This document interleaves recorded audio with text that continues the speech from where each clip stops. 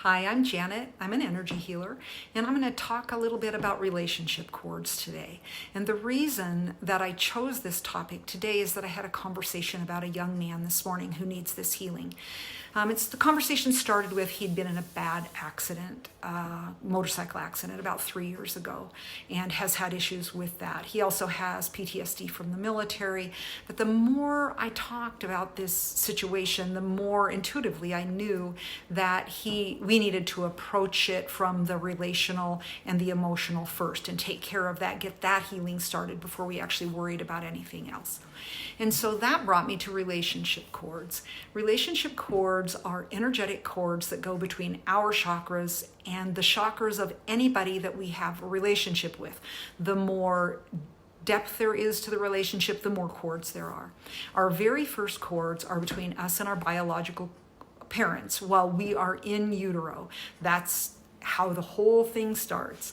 And so then as we go through life, we build relationships with other people. Well, this young man that I was having a conversation with and about, he was adopted at 20 days old. So you can imagine, even though it was all good intention, even if it was all loving, there's trauma there for that infant.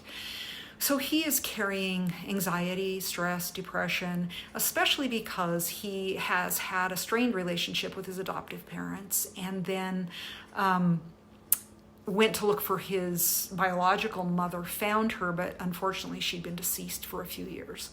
And so what I can do for him is go in and heal those cords. They might be frayed, they might be embedded, they might be inappropriately attached or attached in the wrong place. For example, a mother's cord or father's could be attached inside his chakra when it should be outside of his energy field. They should meet in kind of a neutral space.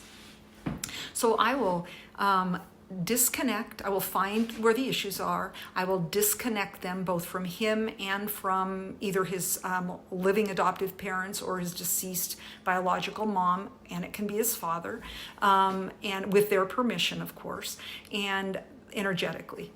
And then I will clean them, charge them with divine light, make sure that if they need to be straightened, if they need more energy, put it, whatever they need. And then I will make sure they are at the same frequency, reconnect them, and then insert them back into each person's respective chakra. And that will allow energy to flow back and forth freely again. And things will happen without them even knowing what's happening. Because the energy is flowing, the relationship will develop in a much healthier way. Thanks for joining me, and I hope you'll come and check back.